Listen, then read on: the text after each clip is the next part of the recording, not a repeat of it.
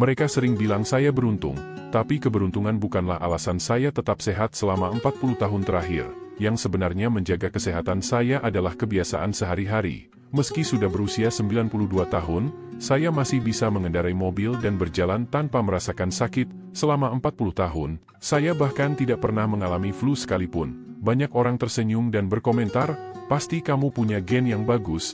Namun saya hanya diam dan menggelengkan kepala karena mereka tidak tahu apa yang saya lakukan secara rutin setiap hari. Faktanya, proses penuaan tidak langsung merenggut kesehatan Anda. Namun, kesehatan perlahan menurun karena kebiasaan-kebiasaan kecil yang kita abaikan sehari-hari, gerakan yang diabaikan, pernapasan yang dangkal, serta saat-saat di mana kita berhenti meyakini kemampuan tubuh untuk terus berkembang. Seperti halnya kekuatan yang hilang karena kurang dirawat, kekuatan itu pun bisa kembali dengan ketekunan. Inilah pelajaran penting yang saya dapatkan, bukan dari teori atau laboratorium, melainkan dari pengalaman hidup sendiri. Dulu dokter menyarankan saya untuk memperlambat aktivitas, tapi saya memilih mendengarkan tubuh saya dengan seksama. Lambat laun, saya menemukan 5 gerakan sederhana yang menjadi kunci vitalitas saya, bukan latihan yang berat, melainkan gerakan yang dilakukan dengan sengaja untuk mengembalikan kekuatan, konsentrasi, keseimbangan, dan ketenangan. Latihan ini tidak membutuhkan fasilitas gym atau kondisi usia muda, melainkan komitmen yang sungguh-sungguh.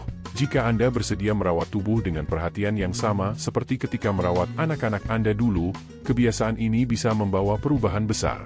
Izinkan saya berbagi 5 latihan yang membantu saya tetap kuat, fokus, dan bebas dari penyakit, bukan hanya dalam teori, tapi nyata dalam hidup yang saya jalani. Sebelum kita mulai, jika Anda belum berlangganan, saya sarankan klik tombol berlangganan dan aktifkan notifikasi agar tidak ketinggalan tips kesehatan yang saya buat khusus untuk Anda. Kalau Anda suka dengan video ini, tulis angka 1 di kolom komentar. Jika tidak, tulis 0 supaya saya tahu bagaimana membuat konten yang lebih baik untuk Anda ke depannya. Pertama, ritual membangunkan tulang belakang.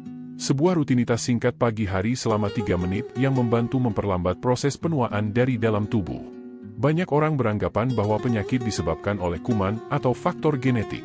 Namun, setelah menjalani 92 tahun tanpa mengalami penyakit serius dan bahkan tidak pernah terkena flu selama 40 tahun, saya percaya bahwa kesehatan sejati dimulai saat kita membuka mata di pagi hari.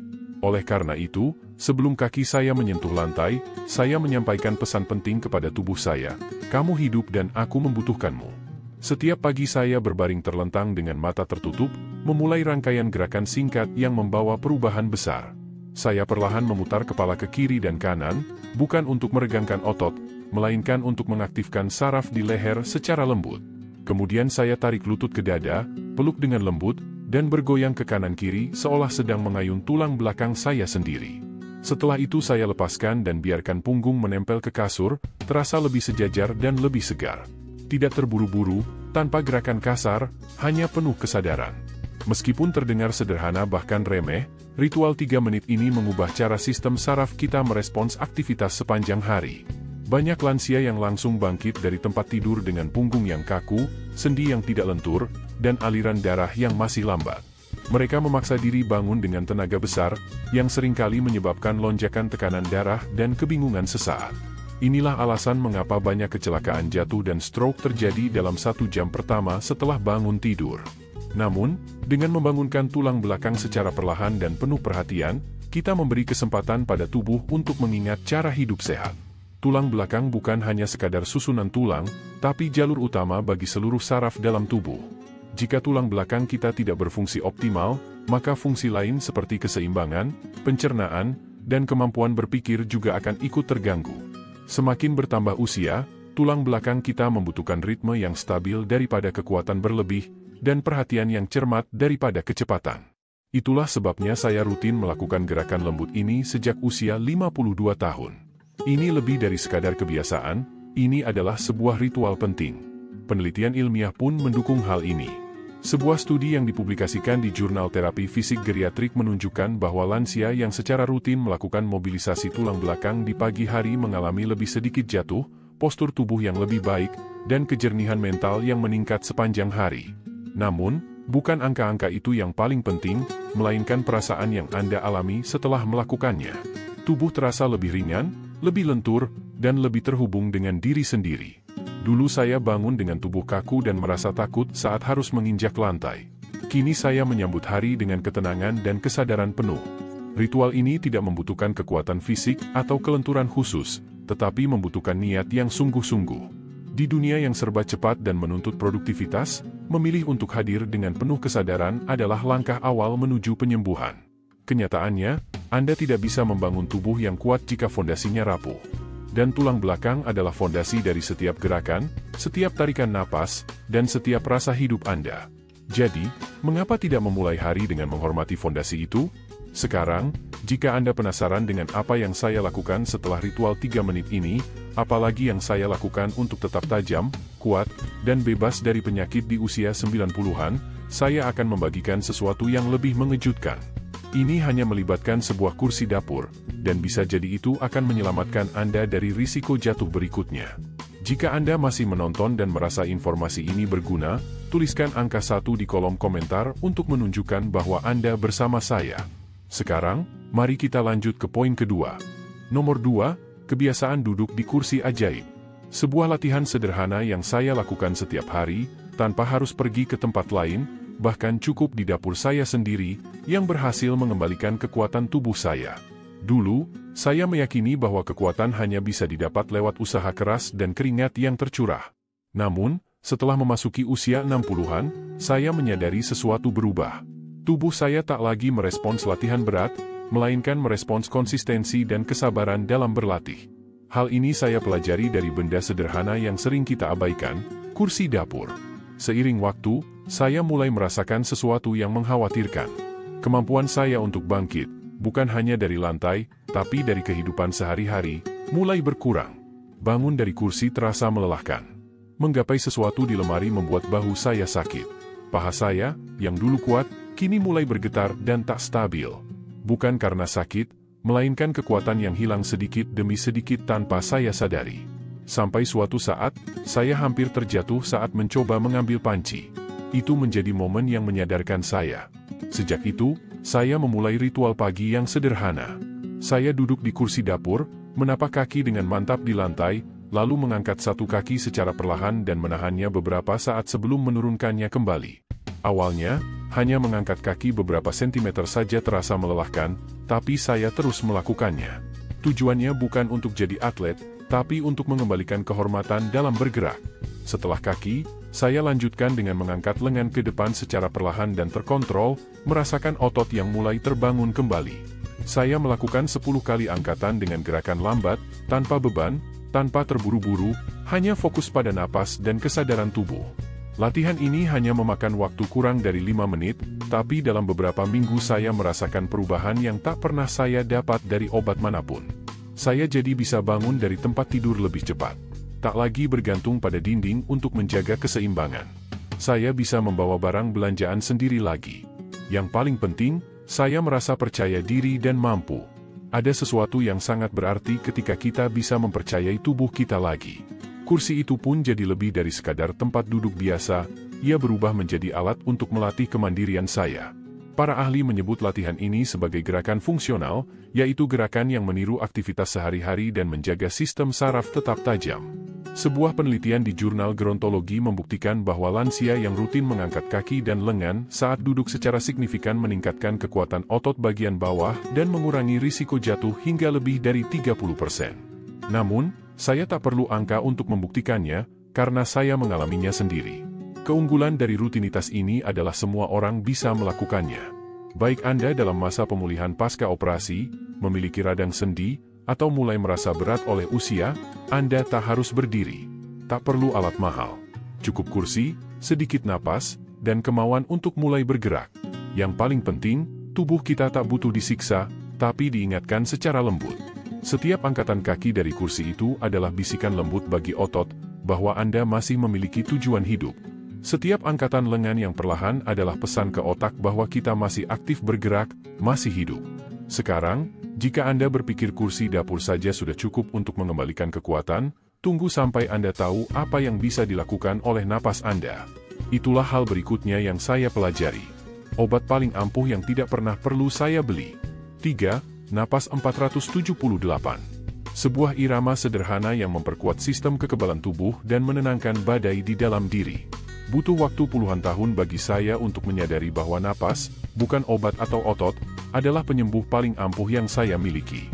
Beberapa waktu lalu, jika ada yang mengatakan bahwa bernapas dengan pola tertentu bisa menurunkan tekanan darah, meningkatkan fokus, dan membantu menghindari penyakit sama sekali, saya mungkin hanya tersenyum sopan dan melupakannya begitu saja. Namun hidup memiliki caranya sendiri untuk membuat kita sadar. Pada usia 68 tahun, saya mulai merasakan tanda-tanda kelelahan yang dalam. Bukan kelelahan biasa akibat kerja atau kurang tidur, melainkan sesuatu yang lebih berat. Kabut yang menyelimuti pikiran saya. Pencernaan yang melambat. Saya jadi mudah marah. Saya tidak sakit, tapi juga tidak merasa sehat. Dokter bilang tidak ada yang salah.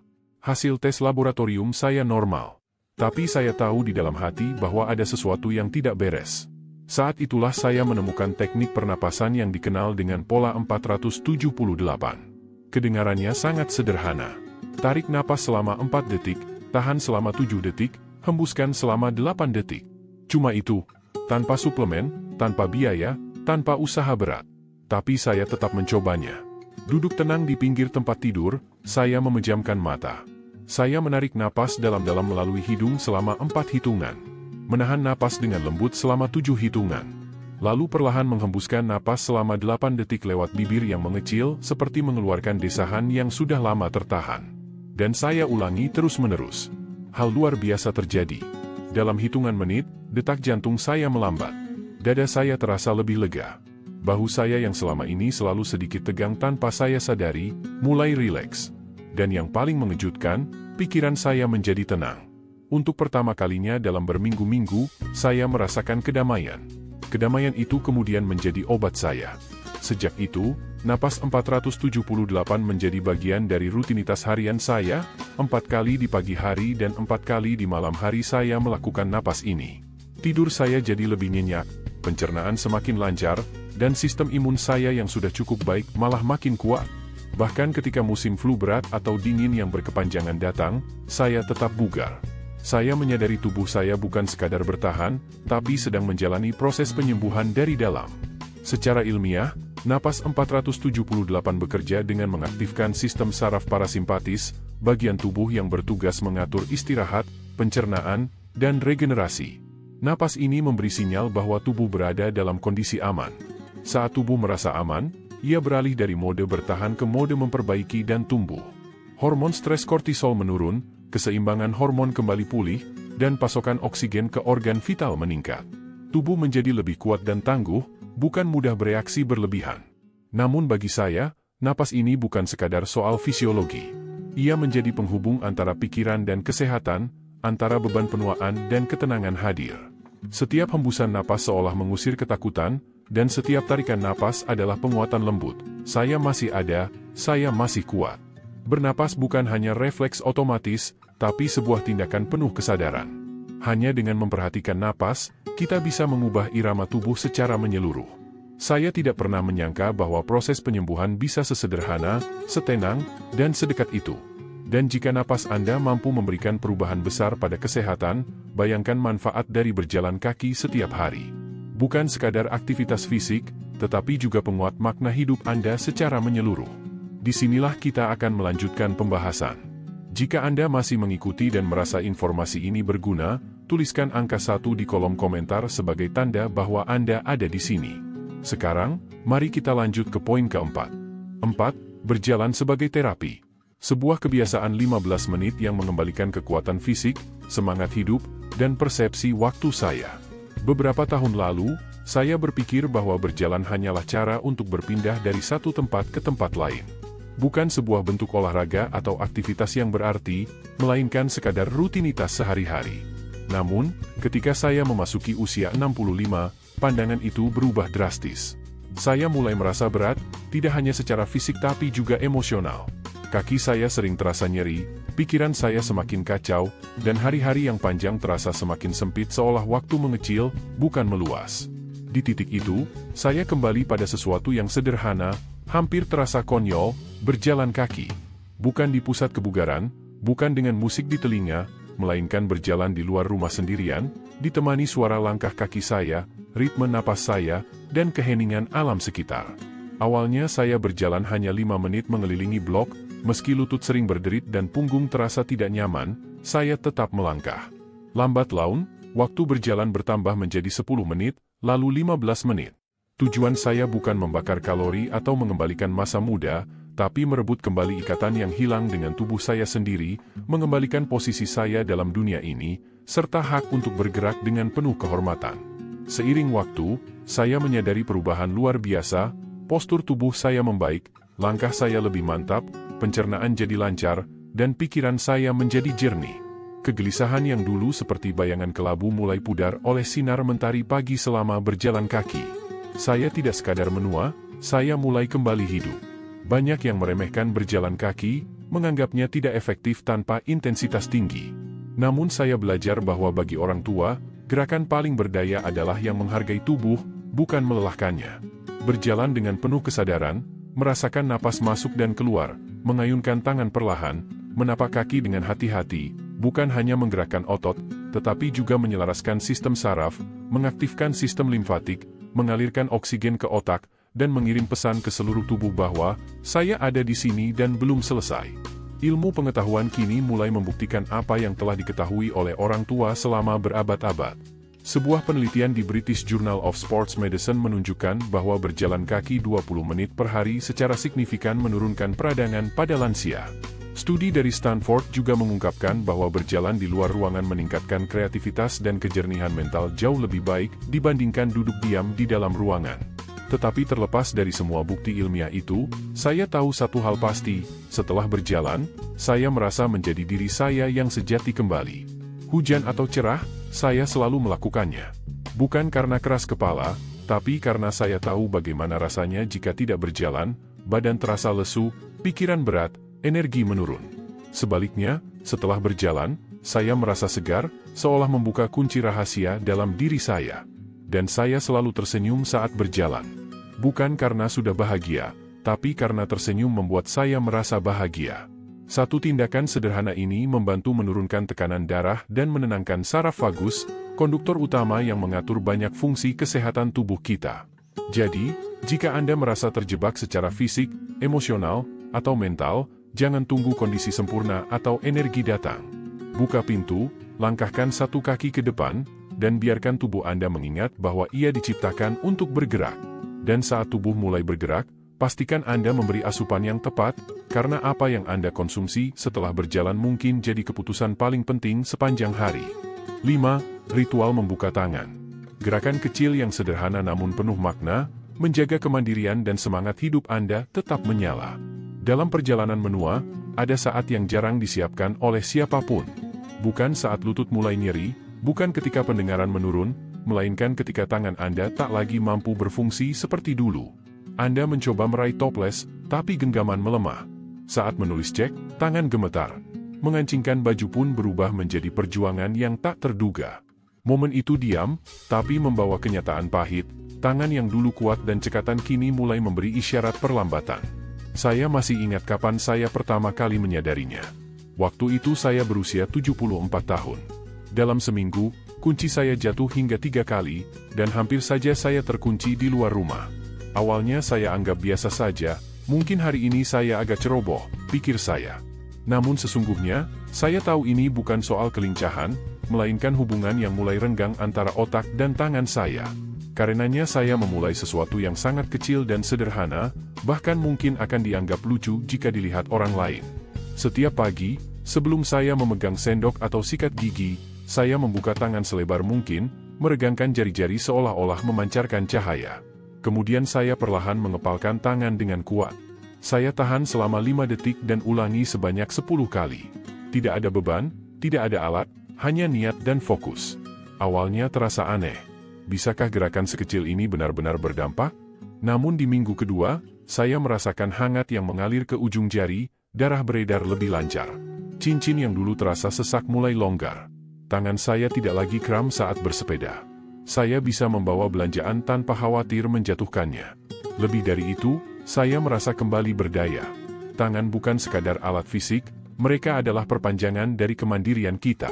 Mereka memberi makan, membersihkan, melindungi, menggenggam tangan orang tersayang, mencipta, mengekspresikan diri, dan menghubungkan kita dengan dunia. Ketika tangan melemah, bukan hanya fungsi yang hilang, tetapi juga sebagian identitas kita. Oleh karena itu saya tak pernah mengabaikan tangan saya lagi. Ilmuwan pun membuktikan ini. Penelitian yang diterbitkan Journal of Aging and Physical Activity menunjukkan bahwa latihan penguatan tangan dapat mengurangi rasa sakit akibat artritis, memperkuat genggaman, dan bahkan meningkatkan komunikasi saraf pada orang tua. Bahkan, kekuatan genggaman kini dikenal sebagai indikator kuat umur panjang dan kesehatan secara menyeluruh. Namun tanpa data sekalipun, saya tahu tangan saya adalah sumber kehidupan saya. Menjaga tangan tetap kuat menjadi ritual harian yang sakral. Hanya memerlukan sedikit waktu, cukup hadir dan memberikan perhatian selama 5 menit setiap pagi untuk mengingatkan jari-jari Anda bahwa mereka masih memiliki peran. Latihan ini adalah kekuatan yang tenang. Sering diremehkan, tapi sangat vital untuk menjaga kemandirian. Dalam gerakan kecil yang berulang itu ada dedikasi, penghormatan terhadap tubuh, dan keputusan untuk tidak membiarkan usia mencuri kendali Anda. Saya terus melakukannya setiap hari, bukan karena takut kehilangan kemampuan, tapi karena memilih untuk mempertahankannya. Karena kekuatan sejati tak selalu keras dan menggema, kadang ia berbisik lembut, masih ada waktu. Jika Anda mengikuti saya melalui napas, jalan, kursi, tulang belakang, dan sekarang tangan, mungkin Anda bertanya-tanya, apa lagi yang tersisa? Apa satu ritual yang saya lakukan setiap malam setelah semua kebiasaan ini yang membantu tubuh saya memperbaiki, memperbaharui, bahkan mungkin memperlambat penuaan saat saya tidur? Rahasia itu, kawan, akan saya bagikan selanjutnya. Kesimpulan, kekuatan kecil yang tersembunyi. Setelah menapaki lebih dari 9 dekade kehidupan, saya menyadari sebuah hal yang saya harap dulu saya pahami lebih awal. Penuaan bukanlah tanda berakhirnya kesehatan, melainkan awal dari kekuatan baru yang berbeda. Kekuatan yang tidak tergantung pada masa muda atau kecepatan, tetapi pada konsistensi, kesadaran, dan kasih sayang terhadap tubuh sendiri. Kelima latihan yang saya bagikan, mulai dari pembangkitan tulang belakang, rutinitas kursi yang sederhana, teknik napas 478, jalan penyembuhan, hingga penyetelan mental pagi hari, memang tidak menarik perhatian luas atau jadi headline. Namun, mereka memberikan saya sesuatu yang jauh lebih berharga daripada pujian, kemandirian, ketenangan batin, dan tubuh yang tetap dapat saya andalkan. Fakta yang sering diabaikan adalah bahwa kesehatan setelah usia 60 bukan berasal dari melakukan lebih banyak hal, melainkan dari melakukan lebih sedikit dengan penuh kesungguhan. Anda tak perlu menjadi atlet atau hidup penuh pantangan makanan. Yang terpenting adalah apa yang Anda lakukan secara konsisten setiap hari, walaupun hanya sebentar. Kesehatan tidak dibangun dalam sekejap, tetapi diperoleh kembali melalui pengulangan yang tenang dan teratur. Jika Anda membaca ini dan merasa sudah terlambat, izinkan saya mengingatkan dengan lembut, selama Anda masih bernapas, belum terlambat sama sekali. Setiap helaan napas adalah kesempatan baru. Setiap pagi adalah ajakan untuk memulai. Saya tidak memulai kebiasaan ini saat muda, melainkan baru di usia 60-an ketika tubuh mulai menua dan terasa lemah. Namun justru di masa itu, perubahan ini menjadi sangat penting. Memang, akan ada hari ketika Anda merasa enggan. Tubuh menolak, pikiran melayang. Itu hal yang wajar. Tapi tetaplah lakukan. Karena hadiah sesungguhnya tidak hanya fisik, tapi juga emosional dan spiritual. Saat Anda merawat tubuh, Anda mengirim pesan yang sudah lama ingin didengar, Anda masih berharga, saya belum menyerah pada Anda. Pesan ini mampu mengubah banyak hal. Membuat Anda berdiri lebih tegak, bernapas lebih dalam, bergerak dengan penuh martabat. Membuat Anda tak lagi takut pada masa depan, karena Anda tak sekadar menua, tetapi benar-benar hidup. Jadi, dari satu pengalaman hidup panjang ke pengalaman lainnya, saya berpesan, jangan menunggu motivasi. Jangan tunggu rencana sempurna atau peralatan khusus. Mulailah sekarang juga. Putarlah pergelangan kaki sebelum bangun dari tempat tidur. Duduklah tegak dan angkat kaki dengan niat yang jelas. Bernapaslah dengan ritme yang teratur. Berjalanlah dengan kesadaran penuh. Bayangkan seperti apa hari dan sosok yang ingin Anda kembangkan dalam diri Anda. Dan ingatlah, setiap perawatan pada tubuh adalah sebuah perlawanan terhadap kemunduran. Anda bukan korban usia, tapi penjaga vitalitas Anda sendiri. Jadi ambillah langkah berikutnya. Mulailah lagi esok hari. Dan yakinkan diri Anda tidak hanya menambah panjang umur, tapi juga memperkaya kualitas hidup. Pelajaran ini saya bagikan agar Anda terinspirasi menjalani hidup sepenuhnya dan dengan keaslian diri. Sekarang, saya ingin mendengar dari Anda. Luangkan waktu sejenak untuk merenungkan dan bagikan satu hal yang Anda pelajari dan ingin terapkan dalam hidup Anda. Mari kita saling mendukung dalam perjalanan menerima kebenaran ini. Jika Anda menikmati video ini, tuliskan angka 1 di kolom komentar. Jika tidak, tuliskan 0. Masukan Anda sangat berarti bagi kami. Jangan lupa untuk like, share, dan subscribe channel YouTube kami agar tidak ketinggalan konten inspiratif lainnya. Terima kasih sudah menonton, dan semoga Anda menjalani hidup sesuai dengan cara Anda sendiri.